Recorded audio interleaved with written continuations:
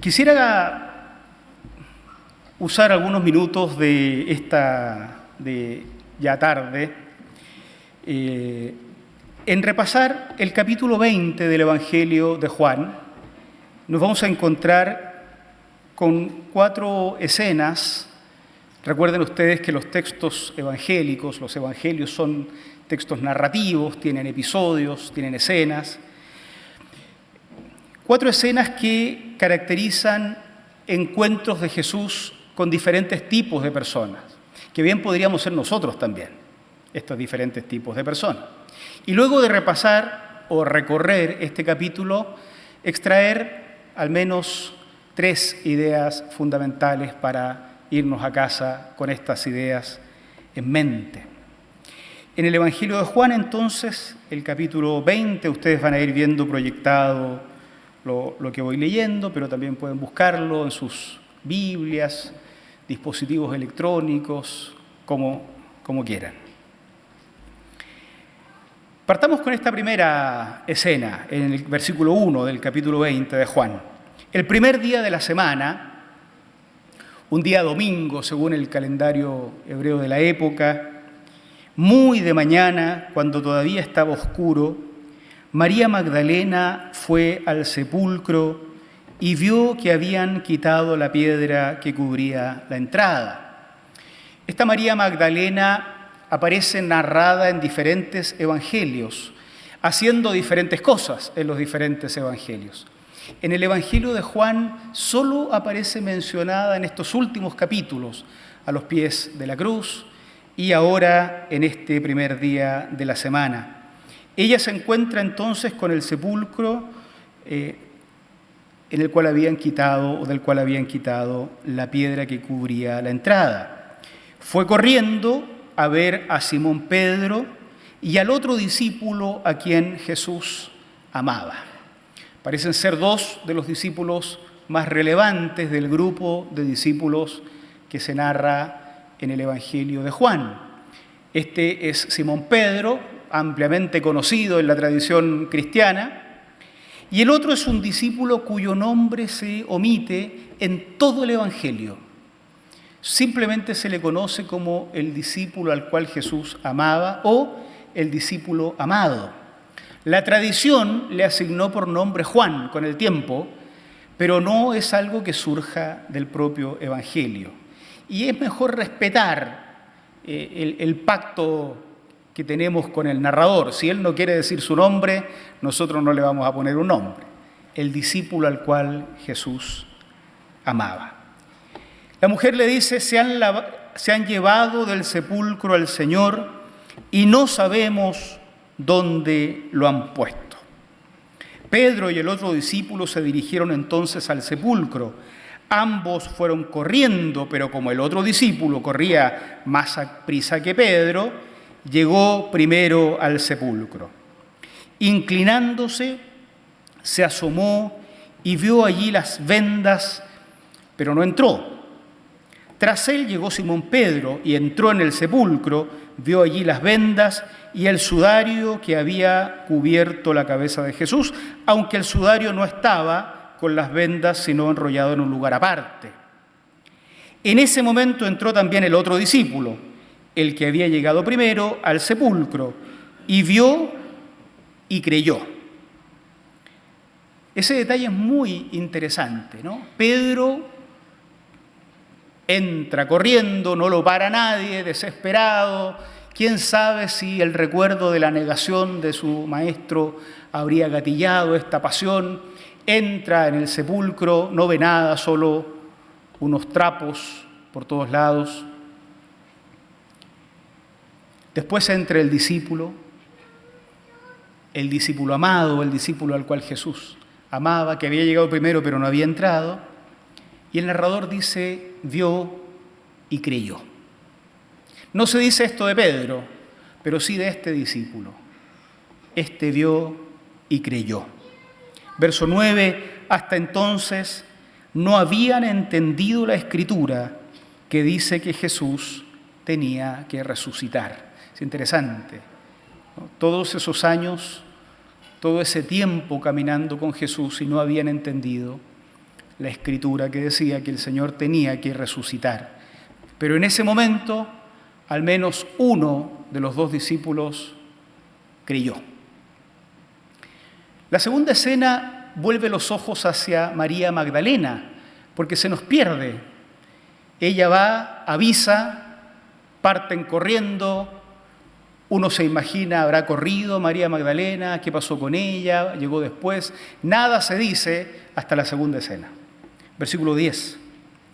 Los discípulos, los 2, los importantes, el discípulo amado y Simón Pedro, uno que creyó, el otro no sabemos. Los discípulos regresaron a su casa, pero María se quedó afuera llorando junto al sepulcro. En la lógica actual esto es incomprensible, no es una cosa bien vista. ¿Qué pasó con estos 2 grandes discípulos? Se van a su casa y la chica queda llorando fuera de la tumba. Y fue ella la que les fue a avisar. ¿Es porque es mujer en el siglo I de la era cristiana? Probablemente el evangelista quería exactamente provocar este sentimiento en nosotros. Un poco de rechazo hacia la conducta de Simón, Pedro y el otro discípulo al cual Jesús amaba. Lo más extraño es que uno de esos 2 discípulos entró, vio y creyó, y aún así no le dijo nada a María Magdalena. La segunda escena la encuentra ella llorando en la tumba.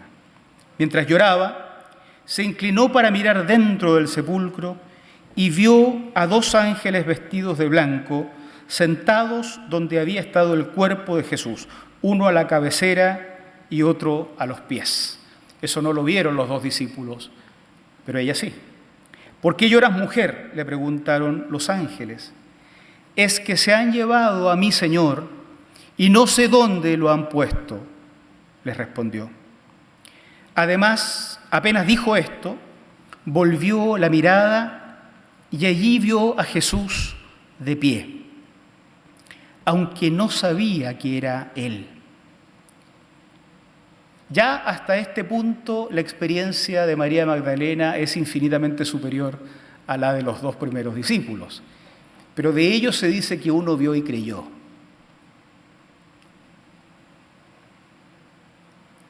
Jesús le dijo: ¿por qué lloras, mujer? ¿A quién buscas?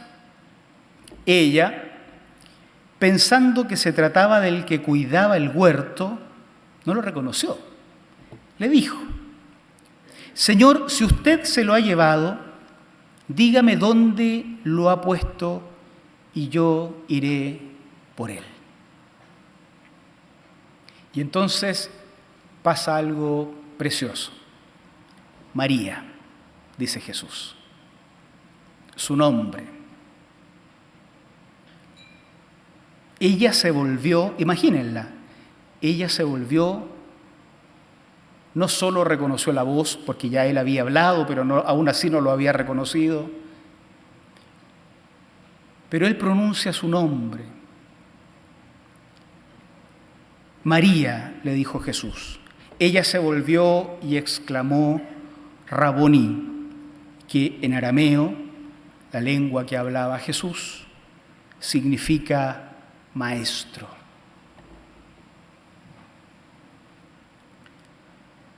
Suéltame, porque todavía no he vuelto al Padre. Ve más bien a mis hermanos y diles: vuelvo a mi Padre, que es Padre de ustedes, a mi Dios, que es Dios de ustedes. Jesús le envía con un mensaje claro. Es un mensaje muy característico del Evangelio de Juan, un mensaje muy horizontal. Mi Padre es vuestro Padre, mi Dios es vuestro Dios. Por eso todos somos siervos, por eso todos somos hermanos. Ese es el mensaje que María Magdalena tenía que llevar. Él es Dios de todos nosotros, es Padre de todos nosotros. Tenía que ir de nuevo con un mensaje a los mismos que le habían dejado sola llorando en el huerto. una vez más a entregar un mensaje. María Magdalena fue a darles la noticia a los discípulos. He visto al Señor. Estas palabras se van a repetir en el futuro. He visto al Señor, exclamaba y les contaba lo que Él le había dicho. La experiencia de María Magdalena es preciosa, no se narra igual en todos lados. El detalle del Evangelio de Juan es muy bonito. Ese primer día de la semana siguió avanzando, igual como va a seguir avanzando este domingo. En la tarde todos vamos a estar en cosas diferentes probablemente. Bueno, al atardecer de aquel primer día, verso 19 de la semana, estando reunidos los discípulos a puerta cerrada por temor a los judíos, entró Jesús y poniéndose en medio de ellos, los saludó, con un saludo típico.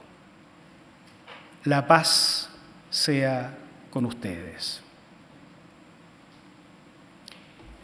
Los discípulos están encerrados, muertos de miedo.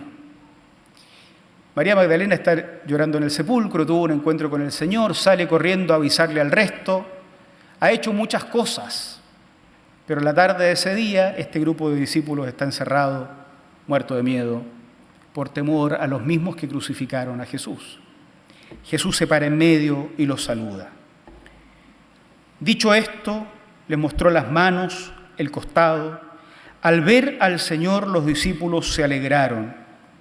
La paz sea con ustedes, repitió Jesús.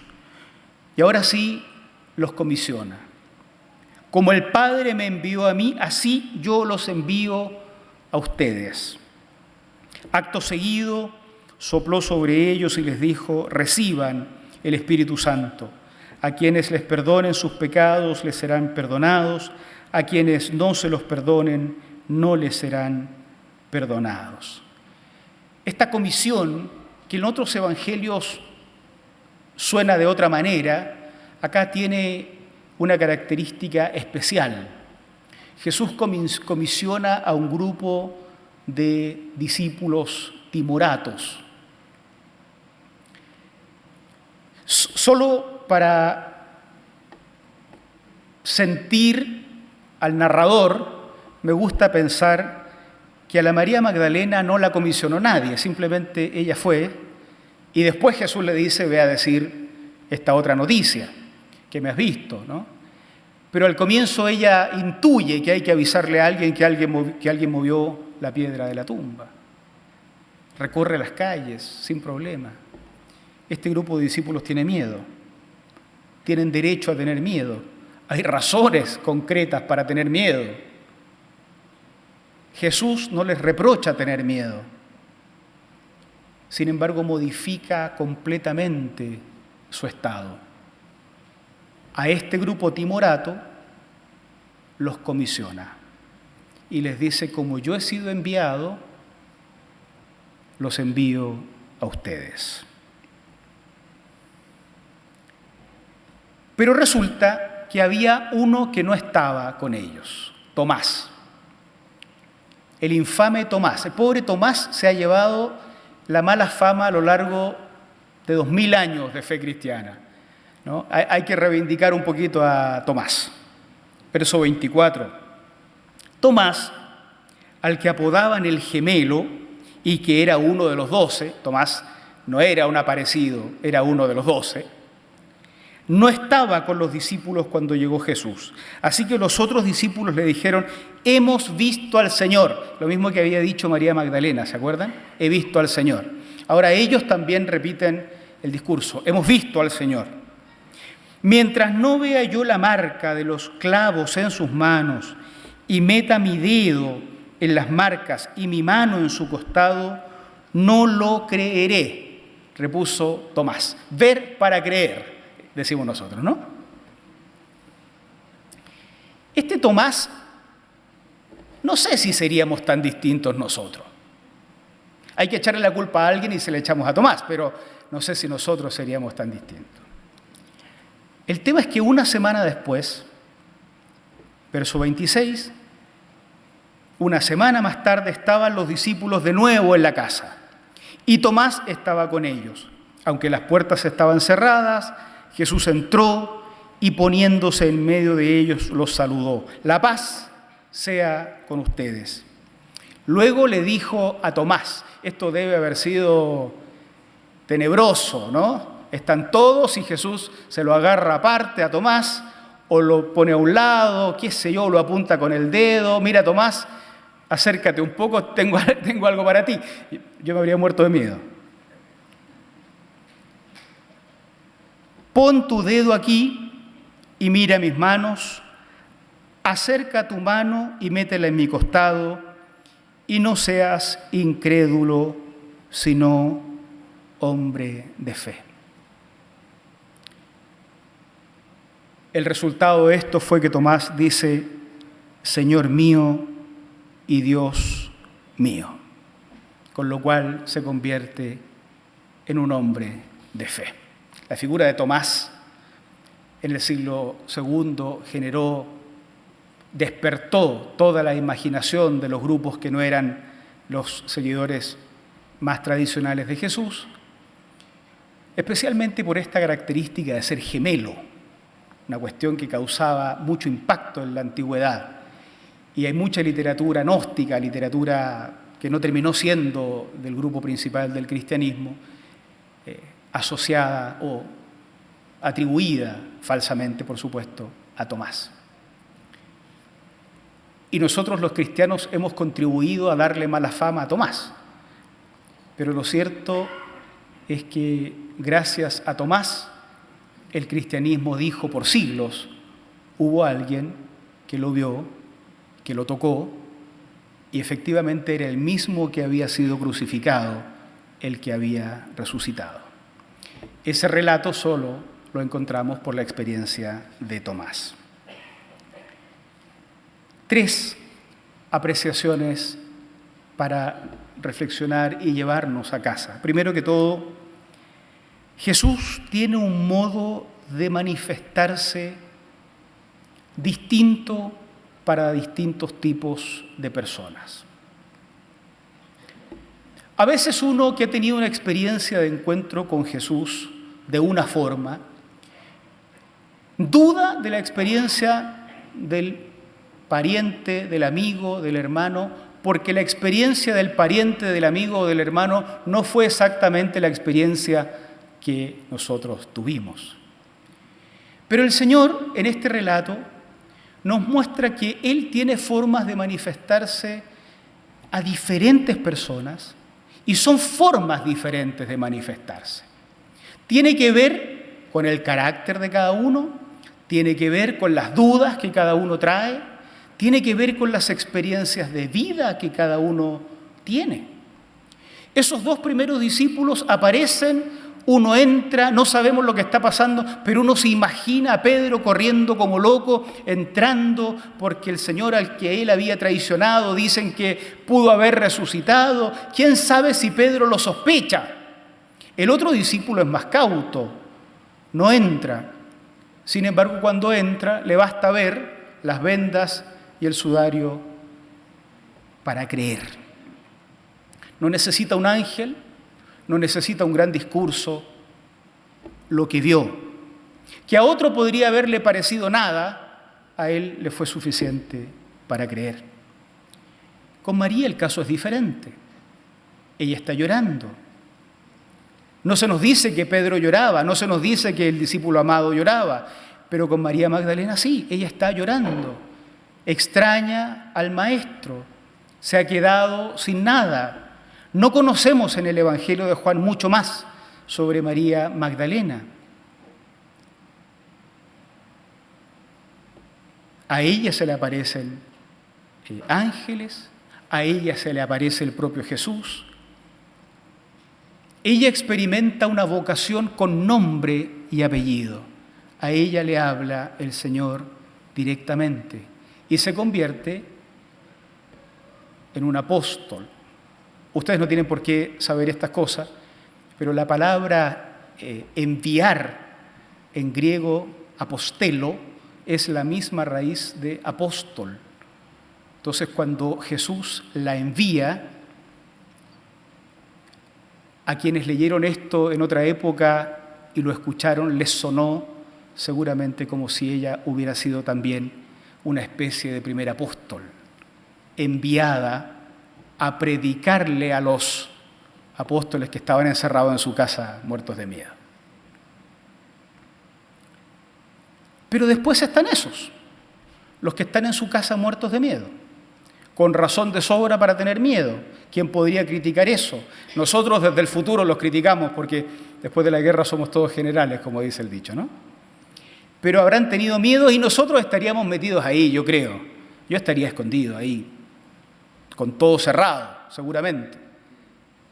El Señor se les aparece, les desea la paz y la sola presencia del Señor parece que fue suficiente para transformar a ese grupo de timoratos discípulos en lo que serán más tarde los predicadores de la fe cristiana, los transmisores cualificados de la fe cristiana para la posteridad.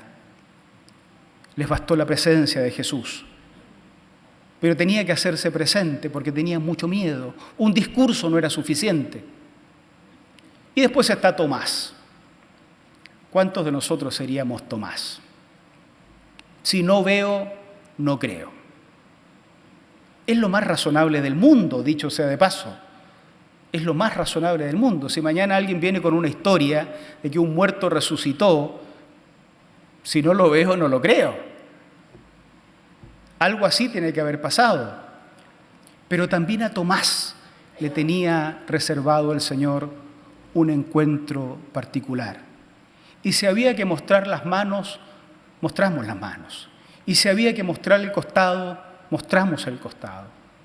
Pero que no se quede Tomás con sus propias características, con sus propias dudas, sin la posibilidad de abrazar al Señor. Jesús tiene un modo de manifestarse que es diferente para todos nosotros. No es esperable, tampoco es deseable que la experiencia de encuentro con Cristo sea una experiencia estándar. Unos lloramos, otros reímos, unos nos emocionamos, unos gritamos un aleluya, muchos vinimos al Señor en iglesias diferentes, probablemente alguien hizo una confesión leída sobre su nueva fe, abrazó la nueva doctrina, tantas experiencias distintas y sin embargo seguramente fue el mismo Jesucristo vivo y resucitado a quien abrazamos. Sería un gran error menospreciar la fe del que está al lado, de un pariente, de un amigo, de un familiar, simplemente porque su experiencia de encuentro con el Señor es diferente a la propia. Pero sería un gran error, amigos, amigas, hermanos, hermanas, y a quienes están conectados a la distancia, buscar tener la misma experiencia de otro creyente al que yo conocí. De lo que se trata es de abrir el corazón al Señor en la condición en la que estoy. Él sabrá si se requiere que me muestre el costado, o si se requiere que me diga paz, o si se requiere que me llame por nombre. Pero hay una forma de manifestarse del Señor a todos nosotros, para todo tipo de personas, una forma en la que cualquiera de nosotros podría captar que está vivo para que le sigamos. Eso es lo primero. Lo segundo, uno puede pasar mucho tiempo en el grupo de los que siguen a Jesús sin comprender nunca el testimonio de la Escritura acerca de Jesús. Como se dice de esos primeros 2 discípulos, caminaron con Él y al final, aún frente a la tumba vacía, todavía no habían entendido que la Escritura decía que Él tenía que resucitar. Eso nos puede pasar a todos nosotros. Uno puede pasar años vinculado en un entorno donde se predica la Biblia, donde se enseña la Biblia, y nunca haber captado que la Biblia es un libro que tiene a alguien detrás, que la Biblia no es un fin en sí mismo, que la Biblia es testimonio de alguien, del Dios que se reveló en la historia, y que el encuentro con ese Dios que se reveló en la historia es lo que nos da salvación y nos transforma. Por eso es importante no asumir que uno ya se las sabe todas en la fe cristiana.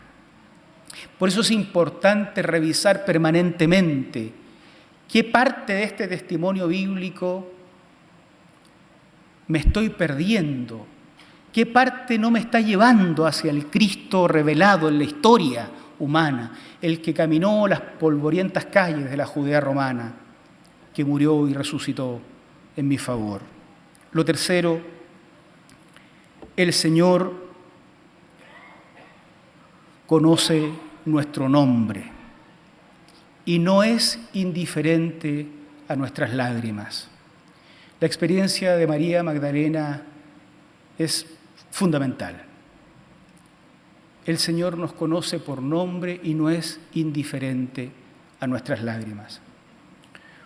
La mayoría de quienes buscamos al Señor lo buscamos porque tenemos una profunda necesidad de Él. También están los que no saben que necesitan del Señor. Para cada uno hay una forma en que Dios se revela, pero para quienes están llorando en la presencia del Señor, buscando que el Señor intervenga, suplicando que el Señor entre en nuestras vidas. ¿Dónde estás, Jesús? Somos muy como María Magdalena. ¿Dónde estás? ¿Dónde lo han dejado? Porque queremos que opere en nuestra vida, que actúe en nuestras familias, en nuestros países. Él nos conoce por nombre y no es indiferente a nuestras lágrimas. Las ovejas oyen su voz y lo siguen. Eso también está en el Evangelio de Juan. Ese mismo relato no aparece igual en los otros evangelios. Entonces, cuando Jesús le dice a María, María, y ella lo reconoce, seguramente los primeros auditores, igual que nosotros, recordamos que Él había dicho que el buen pastor tiene un vínculo con sus ovejas que no tiene el falso pastor. No hay que confundirse. El buen pastor del que habla la Biblia nada tiene que ver con los gobernantes de Israel y nada tiene que ver con los pastores evangélicos o de las iglesias cristianas. Ese buen pastor es solo y únicamente Jesús, que da su vida por las ovejas. Sus ovejas lo oyen y le siguen, especialmente cuando dice tu nombre. Javier, María, Cristina,